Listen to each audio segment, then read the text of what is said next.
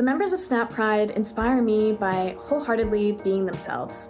They show up to work every day as who they are, and we share stories of queer joy. I would describe the culture of SnapPride as really diverse and open, and everyone's welcome to join as long as they come with an open attitude and a willingness to learn and understand the others. It means community. It means sharing it with your friends, your family, your neighbors, and making sure that everyone feels welcome and included.